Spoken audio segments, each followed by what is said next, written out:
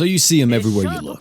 On every tier list he's at the top. In every gameplay he's always there. Even whenever you build your teams and you swear that you didn't put him there, he's just there. Houka has finally returned in Grand Summoners Global, and with him returning, a bunch of you may now have him who previously did not, or if you had him previously, well, he just got buffed. But one thing you may be asking yourself, if you're someone who hasn't got him or you have got him, is why is he so good? What is the reason why everybody goes crazy about this character every time he's brought up? Literally, he is like the doomsday character. Everyone always says to save for Houka. If you don't have Houka, save for Houka because he'll return eventually. And in this video, I'm going to be answering that exact question. All I ask is that you guys hit the like button for me divulging this information to you, and consider subscribing if you like the content. Of course, completely free. You guys don't have to do it, but if you want to, go right ahead. Super art, this one right here where he tickles his balls, one of the best moves he has. Make sure you use this super art when going into every single fight in the very beginning. After that, he has this little line attack, and this line attack is his true art. This gives your team crit res down and water res down, but the main thing here is the crit res down. But another thing that's really good about this true art is that you're actually able to stack this with like crit chance buffs. For an example, let's say a boss has 100% crit res, you use Houka's true art that lowers that crit res to 100%, but then you also have a crit chance buff on the team through an item or another character, and now you technically have 200% crit rate, which allows you to get through that crit res buff that the boss had. And then finally, you have your art. Your art is really good if you're using them on mainly a human team because it gives them attack and accuracy and all that type of stuff. You don't have to use it all the time, and you can really just use the true art and super art and just kind of alternate between both of them. But if you want to weave this in there here and there, not too bad at all. Now we got all that boring stuff out the way. This guy's fucking broken. You can put this unit on any single team in the game and do work. It doesn't matter. You don't have to think about it. You just throw them on the team. If you want to use them in nukes, look at this. You see this? This is a nuke setup with Houka. God damn. He said that you just need to like buff up your damage by a substantial amount. Houka is a great candidate here, especially if we factor in his true weapon and nuking compositions. His true weapon gives him 100 arc gauge at the start of the quest, and you could technically use that along with like Axis or something else, maybe a type 0 if you want to give arc gauge to the whole team, and that will get him well on his way to actually using his super art. Also, don't forget you can use your skill on every wave up to the boss wave with Houka to give him an additional 40 arts per wave. So you really shouldn't have no issue getting Houka into his super art, especially during like a 3-wave battle. But the thing is, Houka's not only good in this situation, he's also good in every single sustain comp that you could ever come up with in the game. You need another Archgener, throw on Houka. You're going up against a boss that has crit res, throw on Houka, you can maybe get through it with him. You're going up against a boss that has crit immunity, technically you could still use Houka.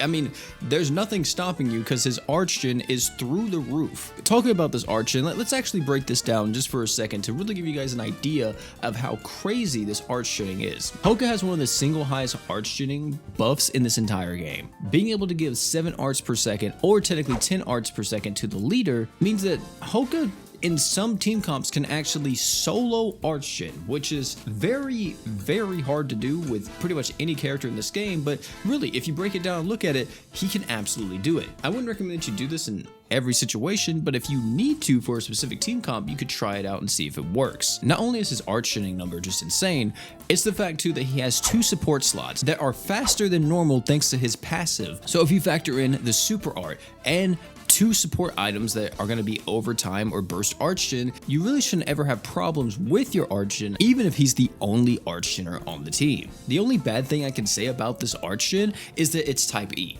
And type E does not stack with other crossover units. There are exceptions like crossover units that have the HP threshold Archgen, otherwise known as type F, and then a few other exceptions that are in the crossover list. But most crossover characters that have unconditional Archgen are going to be in this type E category. But considering the fact that Houka is Houka, you probably won't have an issue putting him over some of the other crossover units.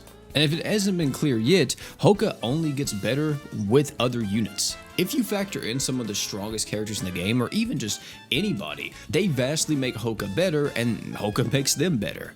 For an example, one of his best partners is Ultimate Paladin Roy. If you have a setup to get Ultimate Paladin Roy into his Phantom Bullet pretty much instantaneously, that means that not only do you get your entire team online, you also get your Houka online, allowing Houka to instantly go into his super art, start Archgening for everybody. Ultimate Paladin Roy can use his super art after that to Archgen for everyone, give everybody that physical damage buff, and now just with those 2 units, you have insane amounts of damage ups plus Archgen through the roof. or if we consider something like Houka and War God Finn. Be able to give each other arc gauge, but also they have that one gimmick going on, which I talked about earlier, where if a boss has 100% crit res, you use Houka to lower the crit res, and then you use War God Finn's True Art to buff up everybody's crit by 100%, meaning that now you're able to crit the boss that had quote unquote crit resist. Not to mention, War God Finn gets buffed like crazy through all of Houka's crit damage ups. I could really go through every single unit in this game and tell you how, oh yeah, this is a really good duo here, this is a good duo here. But here's the thing, I don't need to because I already know.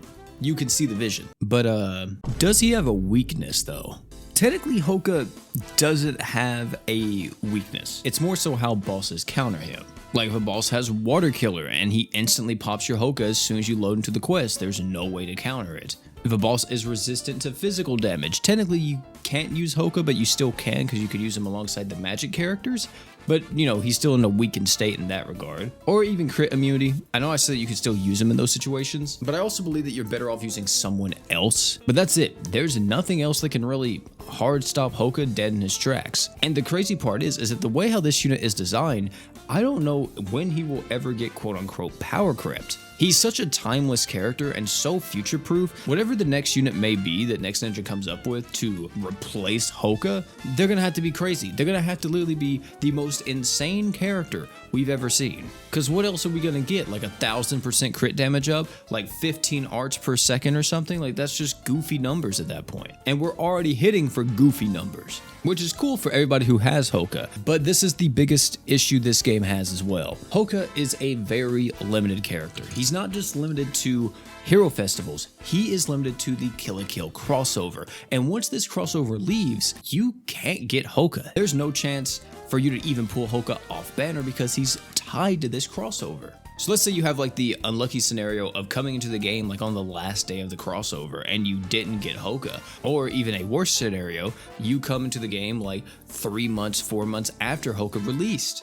And now you have no chance of getting him and you're just completely out of luck. One of the best characters in the game is locked behind this time limited crossover, and now you're stuck in the GS waiting room, hoping that Houka comes back so you can hopefully pull him and make use of one of the best characters in the entire game. But of course, there's always a chance that if he does come back, you still don't get him, and at that point you probably quit the game. I do hope GS releases their own original character that is very similar to Houka, maybe like exactly the same, if not a bit worse or just a bit better, so people can actually summon for them and, you know, use them. That's what they did back in the Awoken era whenever Mako was running things. They made Haruto, and Haruto is literally just Mako, except he has a cut. So I really hope that we see that treatment get done again with a future GS original character, and not make it to where that we only have one GS original unit in like the S tiers. Either way though, that's gonna be it for this video. Thank you all so much for hanging out. Tell me down below if you have anything else to add to this Houka video. And if you summoned for him, let me know how it went. Did you get him? Did you luck out? Did you have to pity? Let me know all that type of stuff down below. Oh, and one more thing before you all leave, don't forget to drink water.